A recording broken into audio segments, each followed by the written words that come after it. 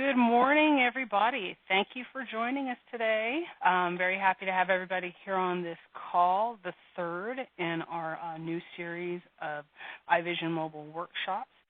We hope that you've enjoyed the information you've been receiving so far and hope that you continue to participate in these as we go forward.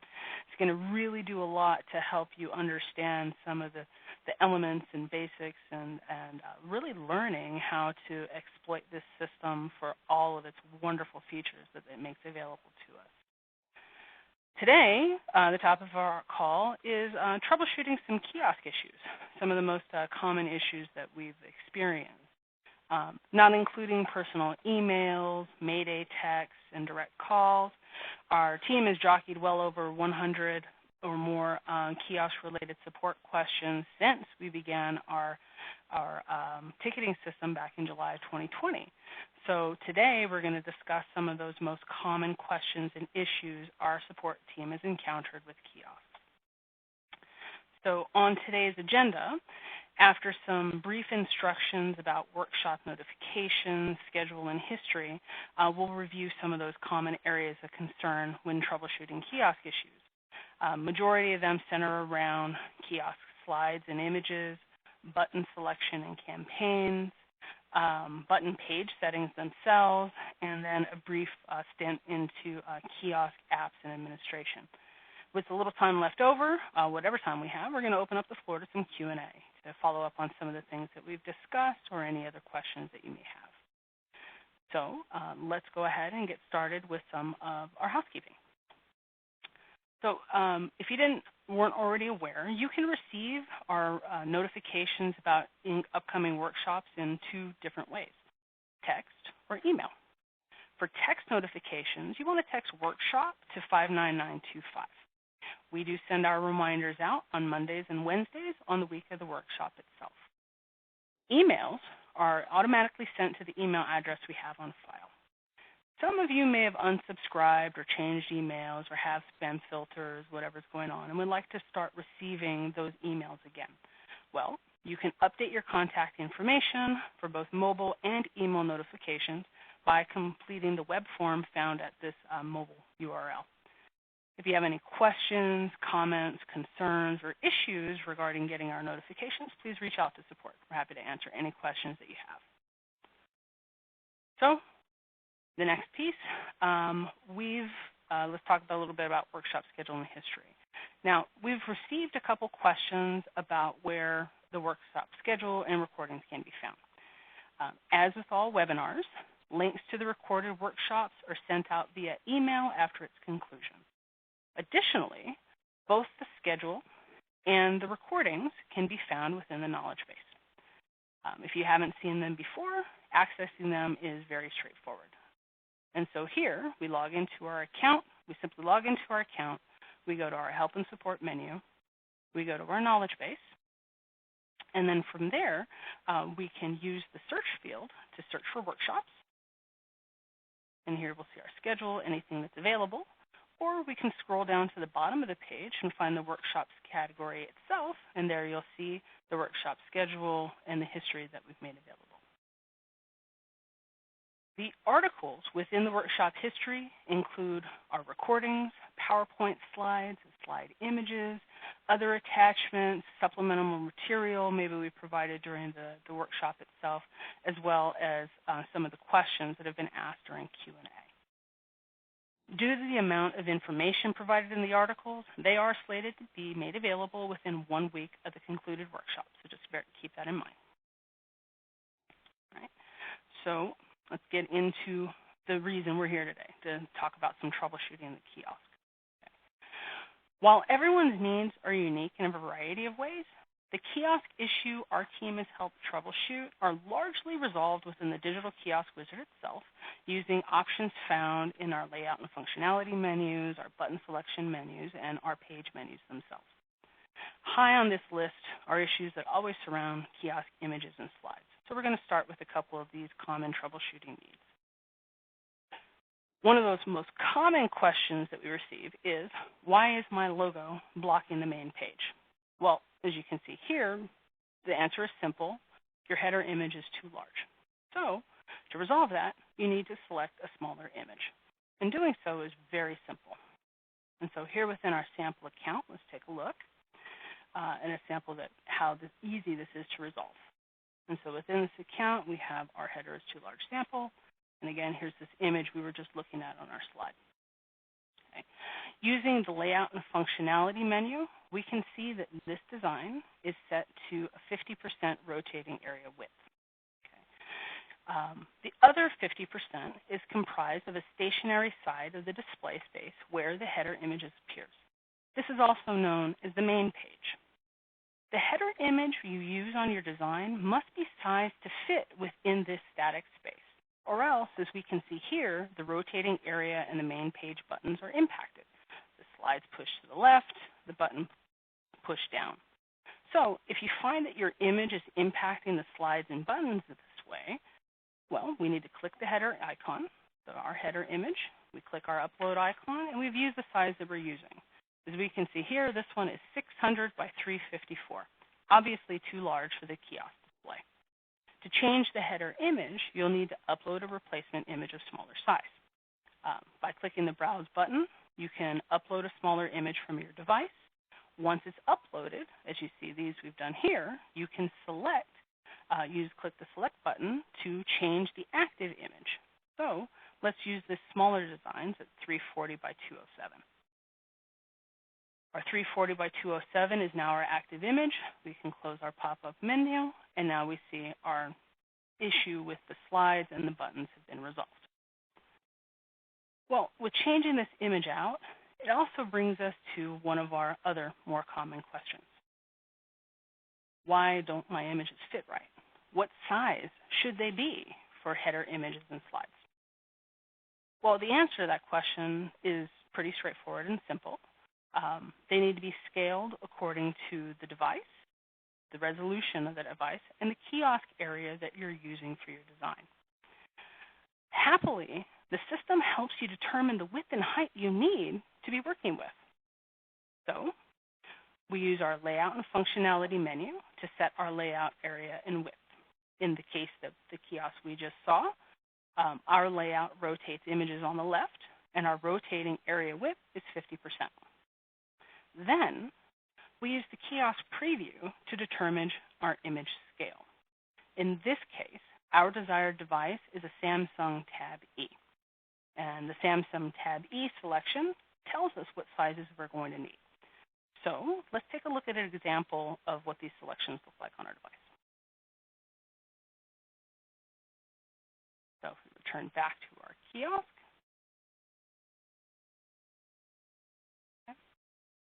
before we get into this, it's important to recognize as you're working with your kiosk, your design on your tablets, it's important to recognize the kiosk preview we see here within the digital kiosk wizard is a dimensionally static representation of your kiosk. What we see here is fully functional, but the proportions we see will likely differ from the kiosk displayed on your device. So best practice then is to load your design onto your device while you use the digital kiosk wizard menus to customize its layout and functionality. This will help you ensure that you are using the proper proportions for the selected device itself. So as we saw, to help us determine what size images we need to look to the kiosk preview. Right up above, we'll see a drop-down menu. We click this drop-down menu, and we'll find a variety of devices that we can put our kiosks on. And so we select our device, in this case our Samsung Tab E. We can set our desired orientation, in this case we wish for landscape. And then when this option is selected, it'll also display our full screen tablet resolution as well as our rotating area image dimensions. Okay.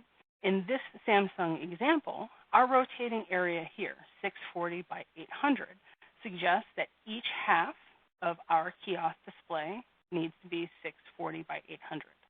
So my slides that you see here should be 640 by 800. And in the case of the slides that we're using, we go to our layout and functionality, rotating area images, pick our upload cloud, and we can see 640 by 800, roughly a pixel off. Now, while my header image itself should be no wider than 640, it's advised to leave some padding around your header image. And in this specific case, our logo for a 640 by 800 should be no larger than 500 pixels wide, 200 pixels high. This kiosk sample that you're here is one of our templates that we provide within the system. And our template design, our header images, are sized at 200 by 118. So if you enjoy the size of the logo that you see here, keep your logos within that size frame, 200 by 118. Now, let's take a look at a couple issues related to button selection and campaigns. A very, very common and frequent issue that is really easy to resolve revolves around what do I do when my kiosk says that there's no loyalty campaign configured. Most commonly, this issue is related to loyalty campaign setup. And it tends to be the result of changes made to the campaign after it was already linked to the kiosk button. We all get in there, we make our edits, we make our revisions, and then, unfortunately, some residual effects are left behind. So, if you encounter these prompts on your kiosk or in the wizard itself, the best first place to start is with your campaign and verifying that it was properly configured for loyalty. So, let's take a look at an example.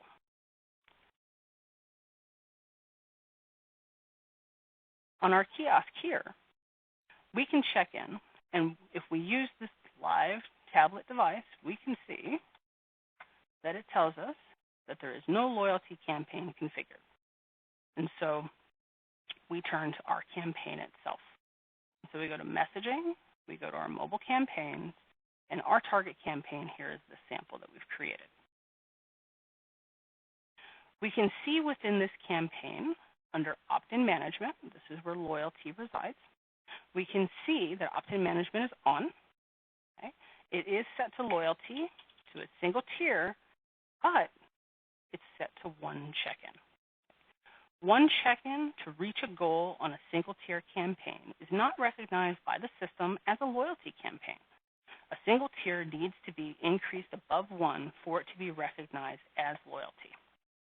With this simple change, we can determine that the kiosk will behave as expected. And so we're going to set this to 10. We're going to save our changes to update our campaign, and we're going to go back to our kiosk. Hello, kiosk. When we use the kiosk this time,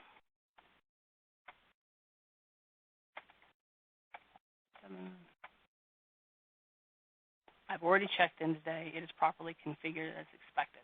And we can put in another number. Thank you for joining. So it works as we'd expected it to.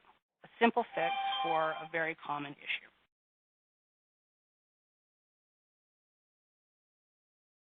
Another common issue that tends to happen here with button selection and campaign is, why is the kiosk sending 2 welcome texts when a customer joins? Well, this experience is most commonly the result of a kiosk where the after trigger is active and set to the same campaign as the kiosk button. To troubleshoot this issue, it helps to understand why this setup produces two messages. As we already know, when a contact joins a campaign from the kiosk, they receive the 001 message from the campaign linked to the button that they used. Unlike a campaign's welcome message, though, which is generally intended to only be sent once to a contact, an active after trigger will send the selected campaign's message to the contact every time they use the selected button, in this case, loyalty. So when the after trigger, as this case here, is linked to the same campaign as the kiosk button, the contact will get the same message every single time. So they'll get the message twice when they join and every time they use the same button when they check in. Well, resolving this is also very simple. And so let's take a look at another example. In this example, we can see in our button selection menu, our kiosk is set to our Jane Doe example. We can also see in layout and functionality, we scroll down to our after trigger section, we can see that this is also set to the Jane Doe example for the active kiosk button. To stop this connection, this configuration from sending two welcome messages, we just simply need to deactivate the after trigger. To do this, we check click the X to clear the drop-down selection. We remove the checkbox from the selected button, and then we click Update. This change will save our settings, and it will completely deactivate the after trigger and stop the system from sending two welcome messages when a customer joins. The next issue that we see commonly is similar to the previous example. Why are people getting two coupons when they join? As we now understand from the previous example, if the after trigger is set to the same campaign as the kiosk button, they'll get the campaign message twice. In that case, if the campaign message issues a coupon, they'll receive two coupons. Most commonly, though, this issue of two coupons is the result of a kiosk set up where a loyalty campaign has a welcome message that delivers a coupon, as we see here, and the kiosk's instant reward feature is also active. To troubleshoot this issue, it also helps to understand why this setup produces two coupons. The instant reward feature allows you to program the kiosk to issue a coupon to a contact joining a loyalty campaign for the first time without the aid of a 001 message as a delivery mechanism. The coupon is just available immediately on the kiosk. So when this feature is active and the 001 message of the campaign linked to the loyalty button also delivers a coupon, a contact joining a loyalty campaign for the first time will receive two coupons, one available immediately and one delivered to them via text. In this scenario, the issue is resolved by making a choice to either continue delivering the coupon with the 001 message or to use the instant reward feature. So again, let's take a look at another example. Okay. In this example, we're just going to simply deactivate the instant reward by opening the button selection menu, locating the instant reward setting, removing the check mark, clearing the drop-down menu by clicking the X, and clicking Update. Okay. With these settings saved, the contacts joining for the first time will no longer receive two coupons. Pretty simple. This takes us to our next area, button page settings. So this scenario that we're looking at here is incredibly common and usually ends up being, why don't the kiosk fields reflect my data selections? Well, when using the check-in and data button to collect additional data, it is common to forget to change the labels of the fields themselves. And so in this example, our kiosk here is set to collect first name, email, and birthday. And as we can see on our kiosk design, the prompts don't reflect those controls. We have birthday, other data, and other data. So to resolve the inconsistencies with this label, we're going to go to the Loyalty and Data Page button menu.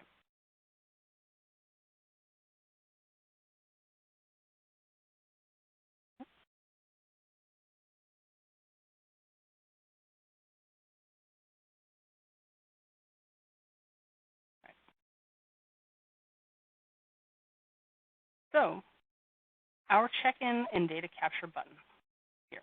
Each one of these active buttons you see on the kiosk is controlled by its own page setting. In our case, check-in and data capture is controlled by the loyalty and data page. So to resolve the inconsistent button labels, well, we need to open this page, and then here we'll see our first, second, and third input elements. So to make these fields consistent, birthday, other data, we need to change these accordingly. So we'll click First Data Input, and we're going to change this to first name. This is not a keypad only, right? And we do not know if this individual's name will require special characters. Our second data input, as we know, was email. This may have special characters. This may have special email buttons. And our third data input is birthday. Our kiosk collects partial date. We're not looking for the year, and so we're going to include MMDD as a prompt. This, however, can be a numbers-only keypad to simplify that experience. Once we save our settings, our fields are now labeled appropriately, and they match our first name, email, and birthday of our data collection designs.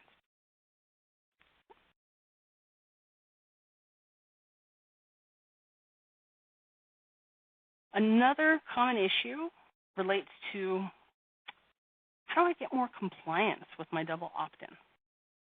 Now, while replying to a campaign filter is not necessarily an issue with the kiosk per se, it is a common concern that a kiosk can actually help you mitigate. When a kiosk button is linked to a campaign with an opt-in filter, the best practice is to include text in the opt-in display messages that instruct contacts to reply to the text that they've just received.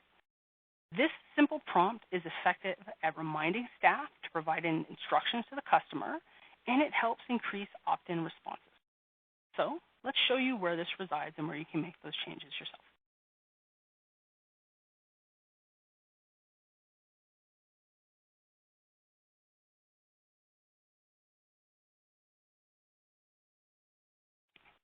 Since the filter is the first message a contact receives when they join, the instructions should be included within the element text of the initial opt-in message. Here on our loyalty page, we open our page menu, we go to our initial opt-in message, okay, and then we edit the element text that we see here as we've put in our prompt in our display. Okay. With this simple addition, the kiosk will help increase your response rates.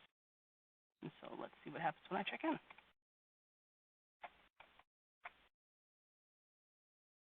Please reply to the text we just sent you and complete your opt-in.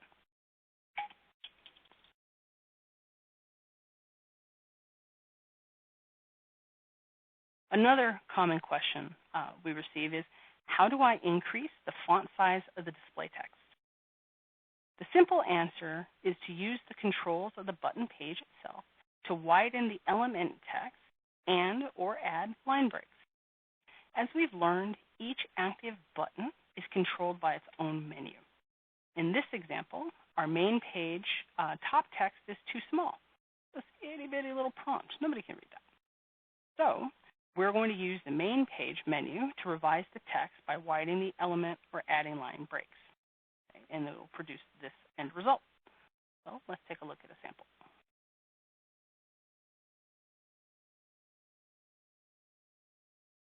So again, our main page, our top text, our really teeny tiny text, we're going to widen. And so if you widen, use the widen option, we can increase this to 95%.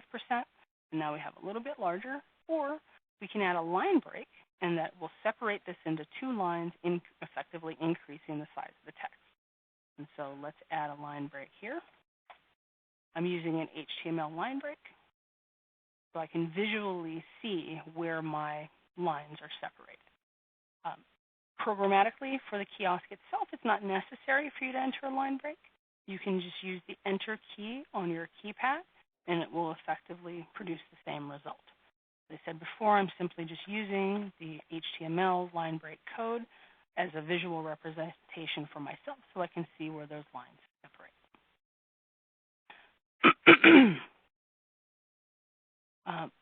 Depending on the button that you're using, a contact could encounter a variety of different display text. So if you experience less than optimal font sizes, take note of the activity that generated the display and use the corresponding button page menu controls to adjust them accordingly. So in the case of an opt-in page, if your initial opt-in response message is too small, adjust it by including your width, changing your verbiage, including line breaks to increase the font size. On a loyalty button, you have an opt-in message, an already checked-in message, a standard check-in message, one check-in left to go, goal reached, and so on. So take note of where those texts are not optimally designed and come into these menus to control that experience yourself.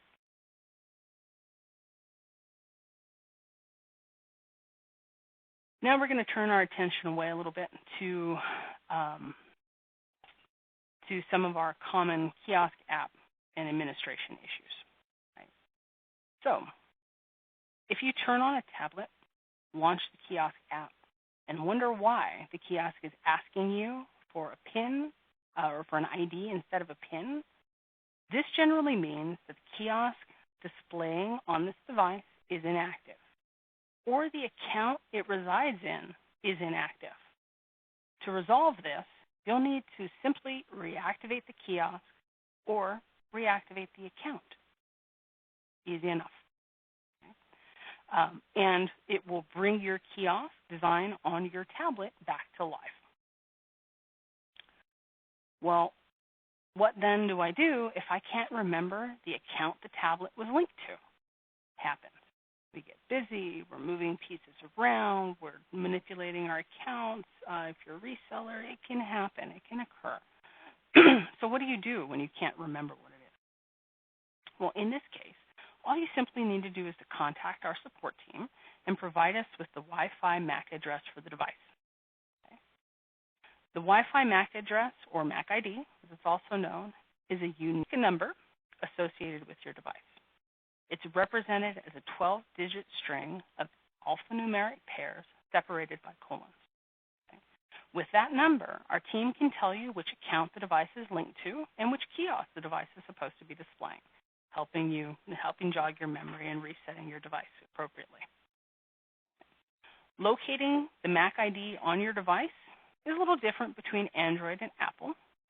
On Android devices, it's typically found by clicking Settings, Connections, Wi-Fi network, and Advanced settings. There you'll find the MAC ID that you'll need to send us in. Apple devices are typically found by going to Settings, General Settings, and clicking About.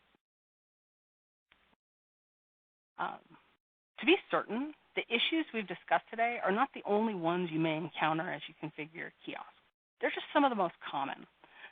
And with the time we have remaining, we'd like to open the floor up to review any questions you may have about troubleshooting the kiosk, anything that we've already discussed, or anything new that you'd like to bring to the table. I'm looking at the chat. I'm not seeing any questions coming through there. And so if you have something that you would like to bring up to the team, please raise a hand. Hi, everyone. This is Omer. I just wanted to chime in and say thank you to Lori for putting together this great presentation on some troubleshooting tips and tricks. Clearly, she did a great job because there's no questions here, but of course, anybody from our team can help assist after the fact if something comes up and you need some guidance. But as Lori mentioned, this was kind of a consolidation of some of the most commonly common questions that come up. And so we wanted to address those first and foremost. And thank you, Lori. That was a great presentation. All right. Thank you, Omer. Appreciate everybody for being with us today. As we said earlier, you will get this recording in an email once we have this process, and then take a look towards the workshop history for our article that will present both the video, the PowerPoint presentation, and the questions that we discussed today. If you have anything else, please reach out to support. We're all here for you, and we're looking forward to the next call. Have a great day, everyone.